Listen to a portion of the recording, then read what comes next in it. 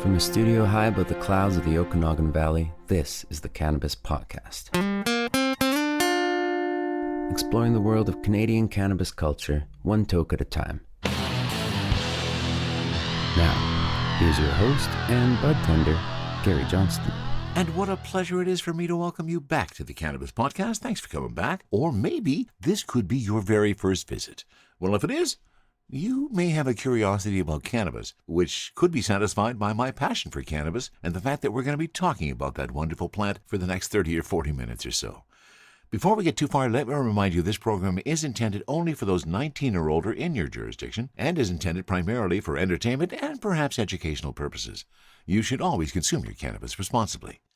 In episode 142, here's the plethora of things we're going to be touching on. We go to my buddy David Wiley's site, theounce.ca, for a story on it's springtime, time to start planting your cannabis, and this year there's lots more seeds available for you. And speaking of cannabis and some problems, Israel has some concerns about some Canadian cannabis coming into their market, perhaps unintended. We're going to go to thecanigma.com for a story on the best strains and terpenes for getting some focus into your world.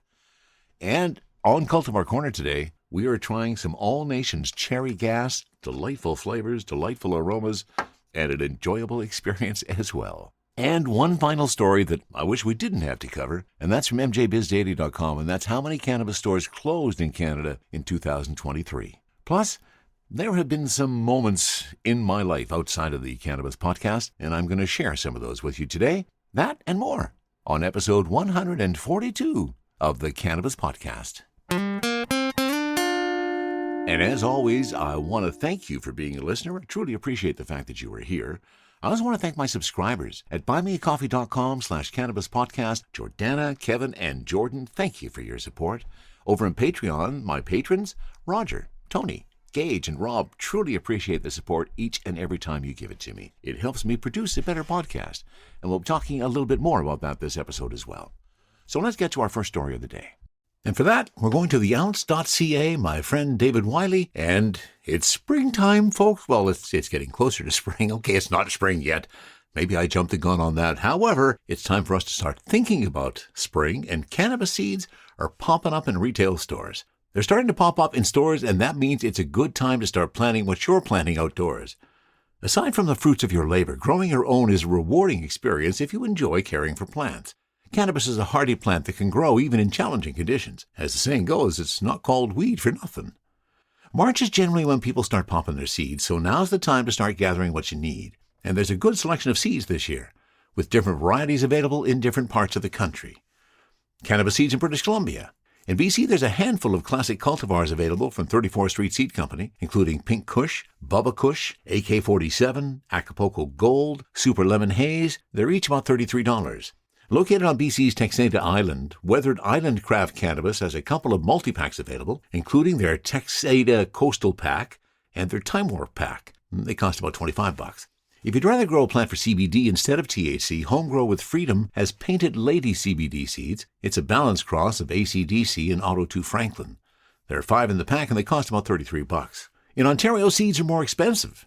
34th Street Seed Company has some different seeds available than in BC, including Kush Cookies and Bubba Kush, and they cost about $55. Humboldt Seed Company has a 5-pack of Magic Melon seeds available. The grower is located in Westwold in the BC interior, just west of Armstrong. And there's also a CBD option from HCBD, which has a durable, large flowering plant suited for Canadian climate called CBD Therapy Starter Seeds. Sells for about $20. They're all packs of 5.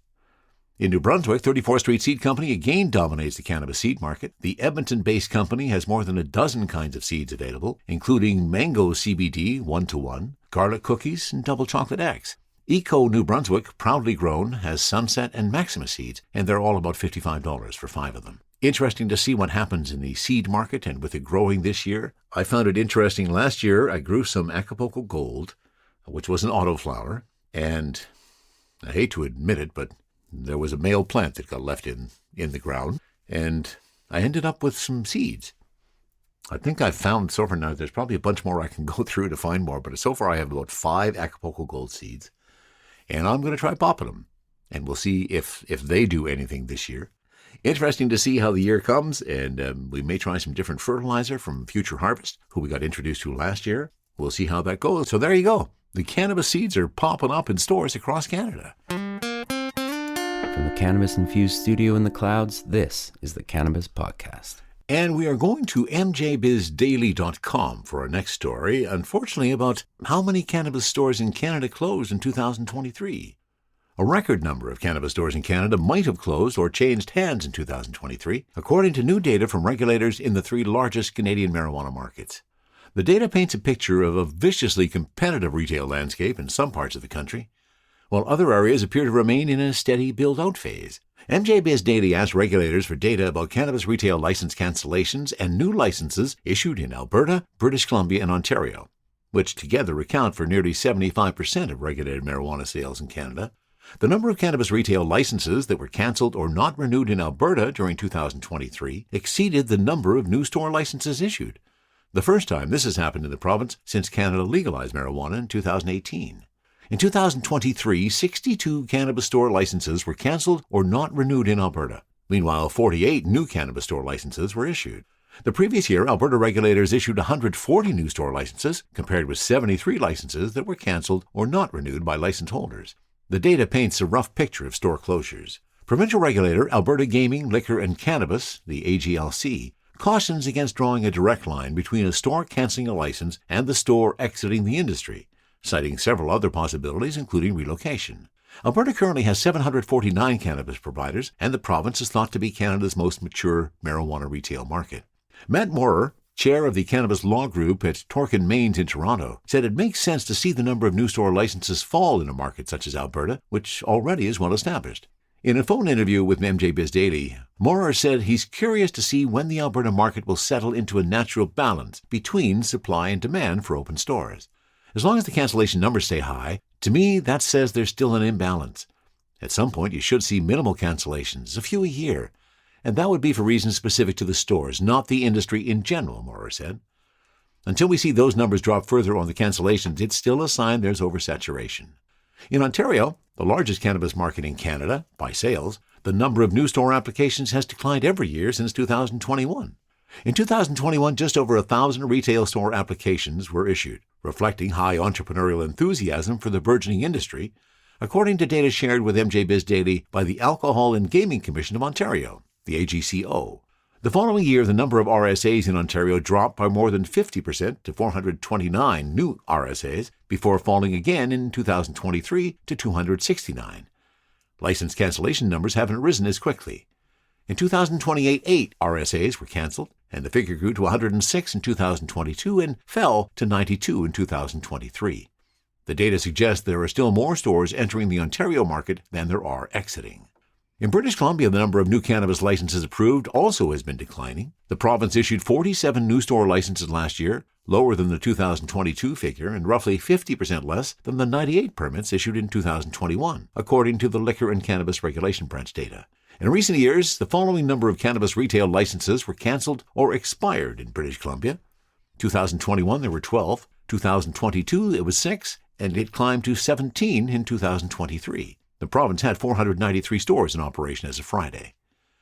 The Ministry of Public Safety and Solicitor General, which shared the data, said the provincial system does not directly track store closures. As in Alberta and Ontario, the data about British Columbia's expired or cancelled licenses should be viewed only as a rough gauge for store exits. Community Savings Credit Union CEO Mike Schilling told MJ Biz Daily that British Columbia is experiencing some of the same problems seen in other Canadian provinces, namely store overcrowding. I think some of this is the fact that this is a nascent industry. You saw a boom, there's a lot of hype, and then there's going to be a correction, Schilling told MJ Biz Daily. He believes regulated stores still experience tough competition from the illicit market. The other part of it is particular to cannabis. When you've got a retail industry that is competing against a well-established legacy industry, and the federal legislation is not supporting retailers enough to outperform legacy stores and online stores, Schilling said. We passed the legislation, but what we would like to see is the political will to finish the job, he said, of handling the illicit market. We've got unfinished business when we talk about First Nations sovereignty in the retail cannabis market. We want to support that. The spokesperson for the Ministry of Public Safety said license dormancy was not included in the analysis, even though it occasionally results in a store permanently closing. The scramble to open a cannabis store in any location where an entrepreneur could secure a lease is past, experts say, as license holders have become wise to other factors. Not only are people looking at whether competition exists, but what kind of competition is there, said Raymer, the retail expert. I think there is a refound focus on regional success.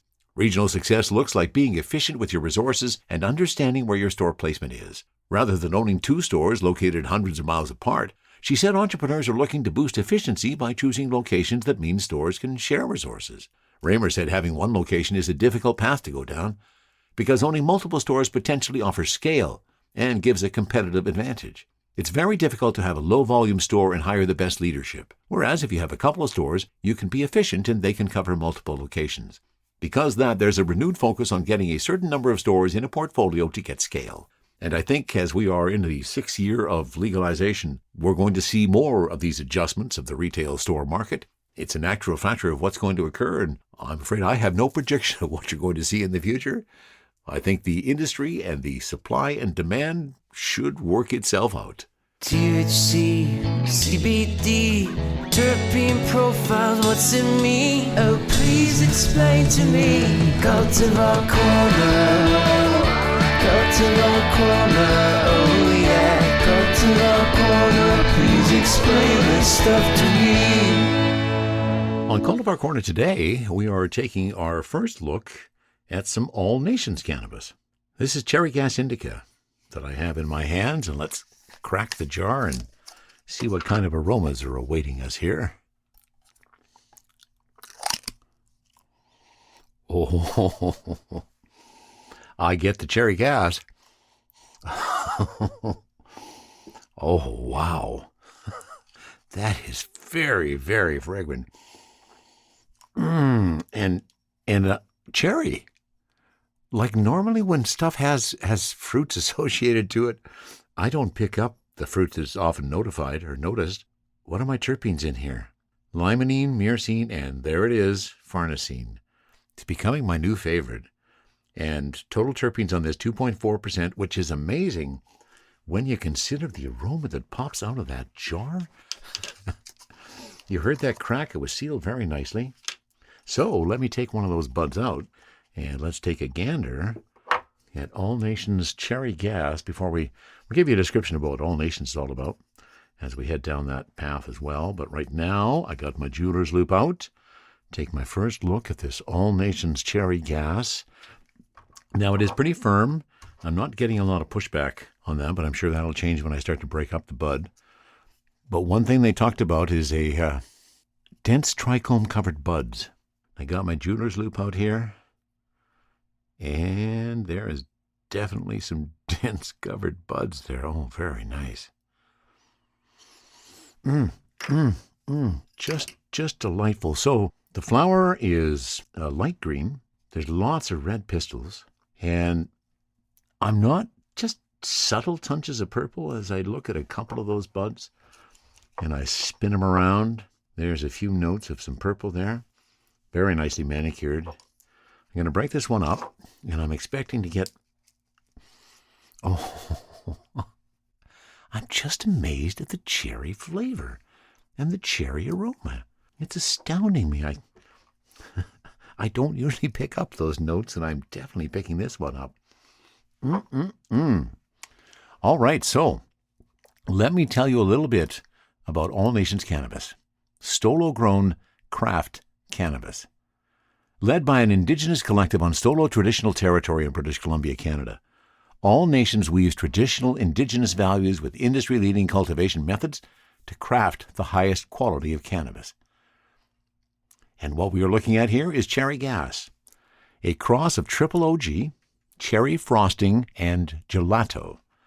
This indica-leaning strain offers a unique aroma of ripe berries, stone fruit, and diesel. And yeah, the gas notes are definitely coming through. This one has been named correctly. Cherry Gas, dense trichome-covered buds with a deep green hue accentuated with subtle touches of purple. And I have validated those subtle touches of purple as we looked at those buds. Very impressed so far with the first jar appeal. As we cracked that open, I picked up a 3.5 gram to give Cherry Gas a try from All Nations. And what did I tell you the THC? No, I didn't. 26.3 is the THC on this. Terpenes at 2.4%. And I did cover off what the terpenes were. Now, interesting fact, and this is something I'm going to start paying attention to. Maybe this is why. Packaged, I'm recording this around the 1st of February. And this was packaged on, oh, that's nice, on the 6th of January. Very nice. So fairly fresh. I've noticed of late that there's a little weed hanging around out there that was from August of 2023, which is perhaps not the freshest. Not the case here. This literally from less than a month ago, which is really good when you're getting your cannabis. I always like that. Cherry gas from All Nations. And I was right. When I start breaking these buds up, there's much more aroma that comes bursting forth. And it becomes a little bit squishy. As we've talked about before, everybody likes sticky weed. Oh no, I just dropped a bud. Sorry, this is a cannabis emergency. And I need my flashlight in order to find it. Ah, there it is. Cannabis emergency has been resolved. But as I was saying, we all like sticky weed. We all like to take that bud and just feel that, oh, and there it is. So I break it up, and as I break up those smaller pieces, they definitely got a lot of stick to them. Nice, sticky, dank weed. There's nothing better, is there? And we are about to sample another delicious weed from British Columbia. This one from indigenous land in British Columbia, the Stolo Nation. Cherry gas from All Nations at 26.3% THC. Definitely the berry notes. There's those cherry. I'm really surprised that just jumps right out at me. So does the gas. The diesel notes are just whoa. If you like diesel in your weed, you're going to like cherry gas. And here we go. Here is All Nations cherry gas.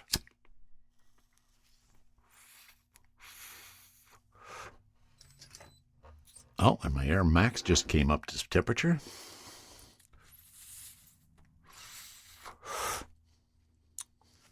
Oh, that's nice and smooth. Even in the joint, I'm getting a bit of that berry note. Definitely the diesel. Especially on the exhales where I'm picking up the diesel notes.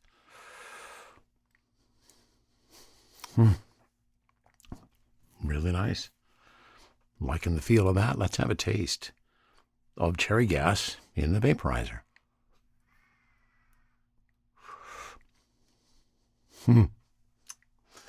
If I was amazed by the aroma of the cherry when I crack that jar, I'm even more amazed by the taste of the cherry when I take a hit out of the Air Max vaporizer.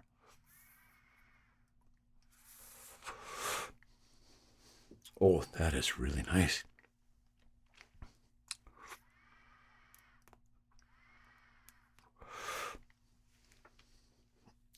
Had a discussion with someone today about when you're using a dry herb vaporizer, you have to take a different approach. It's a slower build to the high that you're looking for, but I still enjoy it.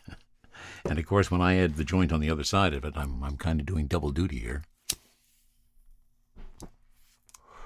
And the big question, of course, is always, what is the effect on Gary's endocannabinoid system? With this particular weed, this is classified as an indica dominant hybrid. And I'm at the time of the day where that indica dominant is going to be really nice, and I'm suspecting it's going to be that, with myrcene being the second in my list of terpenes. Again, I got limonene, myrcene, and farnesene. Farnesene for those cherry notes.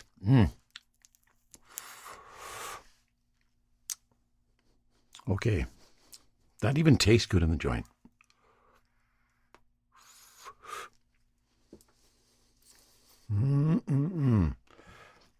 Oh, and here comes some happy eyes. I think that's my favorite part of smoking weed, is when you're looking for a certain feel, and you suddenly get that first bit of, there it is. Take a pause while the furnace goes. Sometimes having a studio right next to where the furnace in your home is a little annoying. But I have to say, in this case, it actually might have been good timing. Because you may remember the furnace came on just after I had taken a few hits. Well, that furnace ran for about 5 minutes. And in that ensuing 5 minutes, I continued to consume because I take my job seriously. And if my job is to provide you a review of cannabis, I'm going to do it my best job that I possibly can. So I've continued to imbibe. And more importantly, the cherry gas from all nations has continued to work its way through my endocannabinoid system. And I'm quite enjoying the journey. Started off with some really nice happy eyes. They're still there. The happy eyes is kind of the start of my euphoria. And then that euphoria just carried on, still there, quite frankly. I'm still enjoying that. But definitely indica dominant now. It's moving into a nice body stone. Had a couple of really nice body rushes down my back. That relaxation that comes along with the traditional indica couch. I'm not quite there yet. I'm not ready to sleep just yet. But I'm really liking the body high. And I'm really glad to have a really nice body stone going on right now. And my head's clear. I perhaps don't want to take on a real challenging project right now, but I'm not stupefied, as I know some people get with some heavy indicas. I'm enjoying this. All Nations Cherry Gas. As soon as I popped that jar, the aroma of that cherry and the sourness of the gas, just smacks you in the face. Tastes really good when you're smoking it. Tastes really good in the Arizer Air Max vaporizer. I am a fan of cherry gas from All Nations. I'm hoping they're going to continue to grow cannabis. Sharing stories about good weed while trying good weed. This is the Cannabis Podcast. And as I've talked about before, the Cannabis Podcast does not exist in a vacuum. There is a world outside of this particular show in which I live, evolve, and occasionally I share some of those life moments with you, and this is one such occasion. You heard about my brother Bill passing just before Christmas and shared that with a special episode of the podcast. I've also had some other personal health issues that have cropped up. I hate to say that I received that C word from my doctor a few weeks ago, now in therapy for that.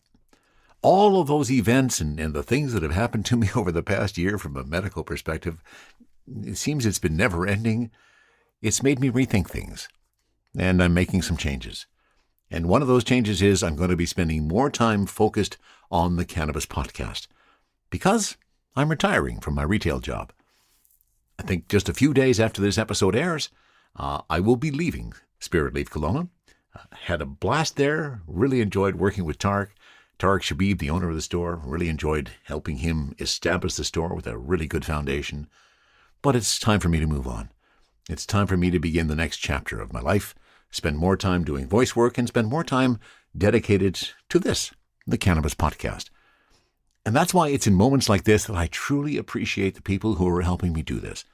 The ones that I have already talked about who are supporting me through buymeacoffee.com/cannabispodcast, Jordana, Kevin, and Jordan. If you feel so inclined and you like what you hear, you too can go there and buy me a doobie if you feel like it. And then there's Patreon. My patrons at Patreon, I truly appreciate Tony, Roger, Gage, and Rob. And if you want to try that out, you can go to patreon.com, and I've got the link on the show page right at the top right. As I try now to spend more time dedicated to building this podcast and helping you and helping all of us learn more and more about this wonderful plant we call cannabis, your support is definitely appreciated. I have worked private industry my entire life, and therefore my retirement package is, shall we say, scant. It's going to be interesting to see how this works, but I'm going to give it my best shot, and we'll see where we go from there. And once again, I thank you so much for any bit of support you provide. If that is just listening to the podcast, that's just fine with me.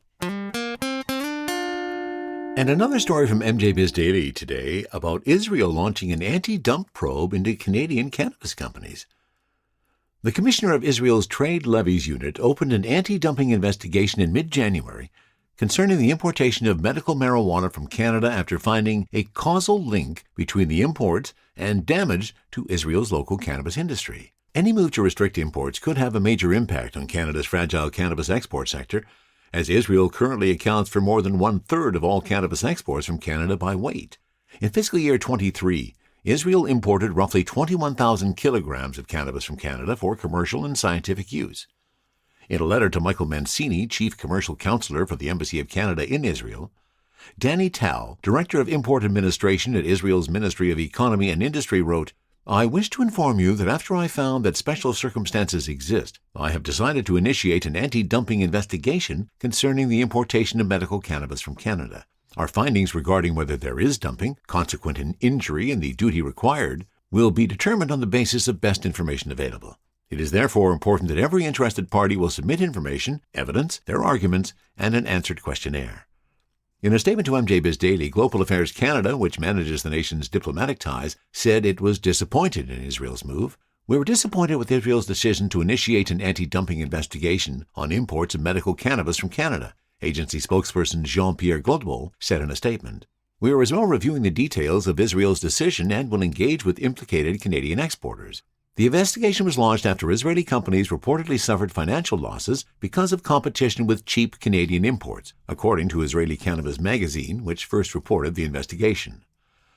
As part of the investigation, 10 Canadian companies have 30 days to submit information, evidence, and their arguments and answer a lengthy questionnaire.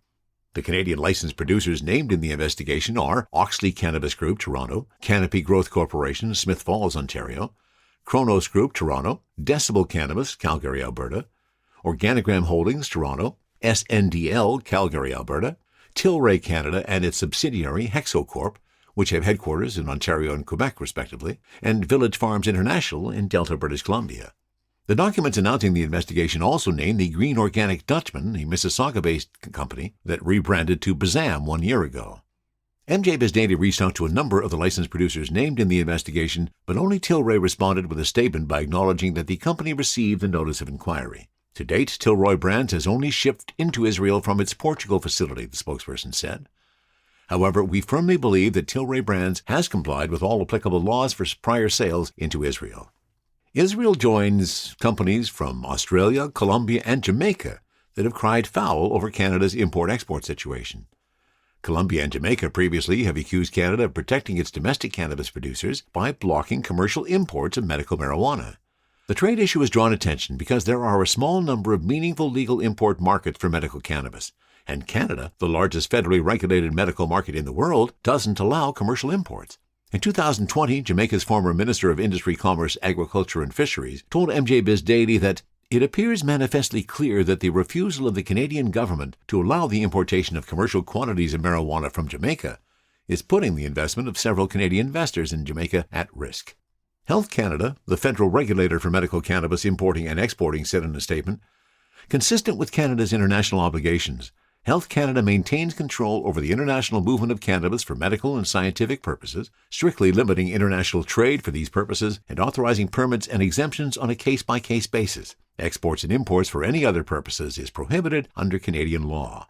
A Health Canada spokesperson told MJ Biz Daily via email that Canadian companies operating in international markets where the use of cannabis for medical purposes is legal operate under Canada's system of regulated production of cannabis, which is recognized internationally. Consistent with international drug conventions, importing or exporting cannabis for medical or scientific purposes requires a permit from Health Canada for each shipment. And that update from mjbizdaily.com. And for our last story today, we're going to thecanigma.com, and we're touching on what are the best strains for focus, the best strains and terpenes.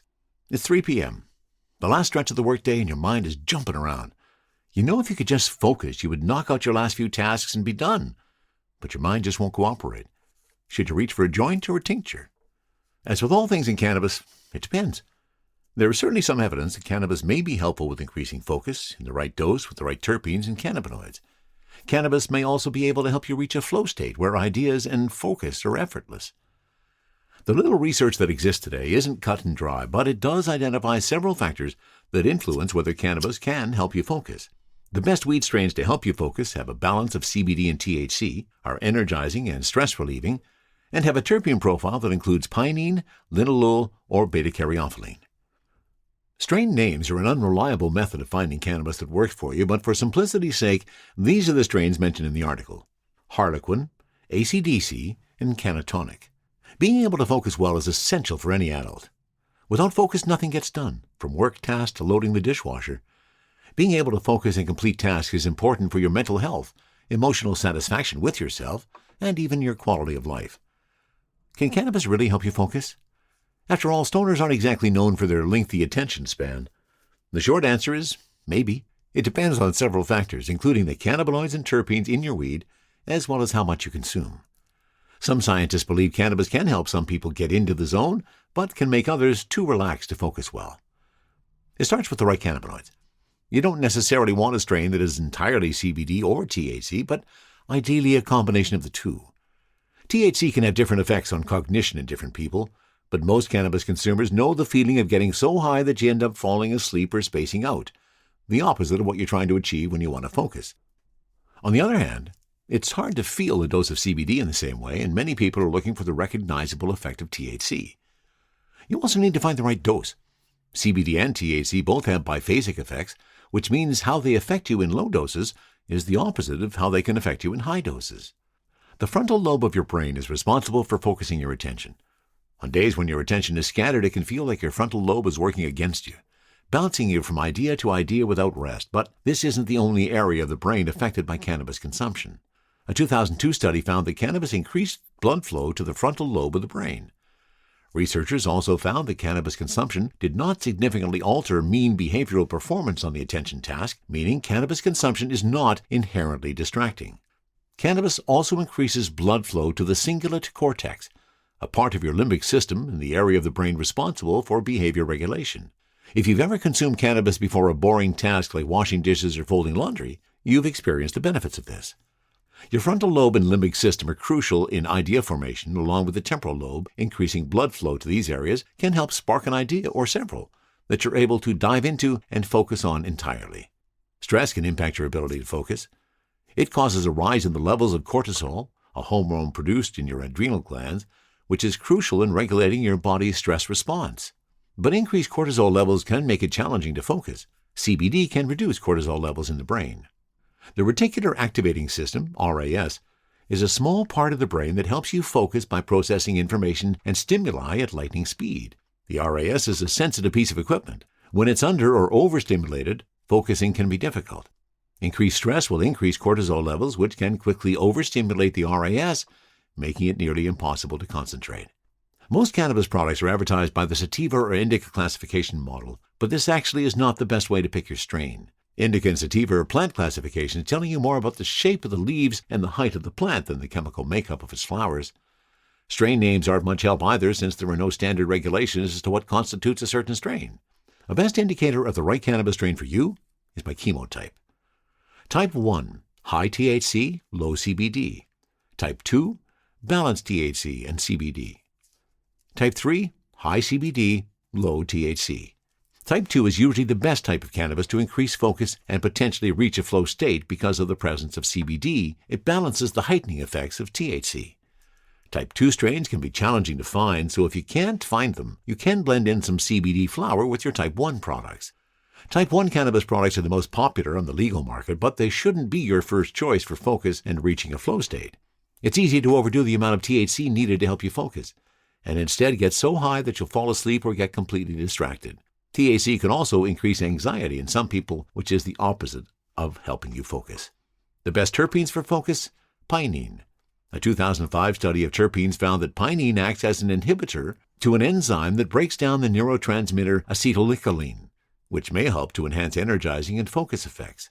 A 2018 study tested the effects of alpha and beta pinene on men and women by measuring their brain waves with an EEG test. They found that men and women both responded to alpha pinene with increased brain activity.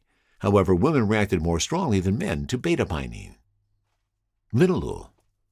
Rodent studies have shown linalool has a positive effect on brain activity in the prefrontal cortex and hippocampus and can improve cognitive behaviors, potentially increasing focus.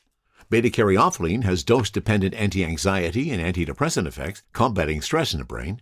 It also acts as a central nervous system depressant, which can slow down brain activity and keep you from feeling scatterbrained. A 2020 human trial found that inhaled eucalyptol increases blood flow throughout the brain and stimulates the frontal cortex, an area of the brain responsible for focus. The best strains to improve creativity have a balance of CBD and THC with a terpene profile that includes pinene, linalool, and beta-caryophyllene. A few strains with this profile include Harlequin, AC/DC, and Cannatonic.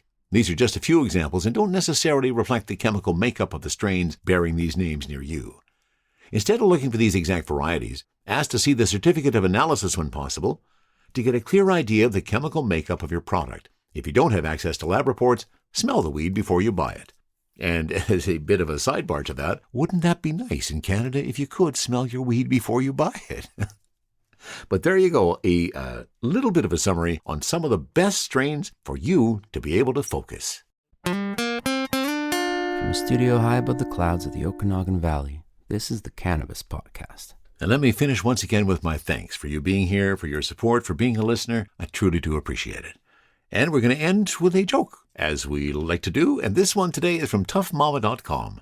What's the difference between a drunk and a stoner? The drunk will run a stop sign. The stoner will wait for it to turn green. And that's it for episode 142 of the Cannabis Podcast. From the cannabis-infused studio, high above the Okanagan Valley, this was the Cannabis Podcast.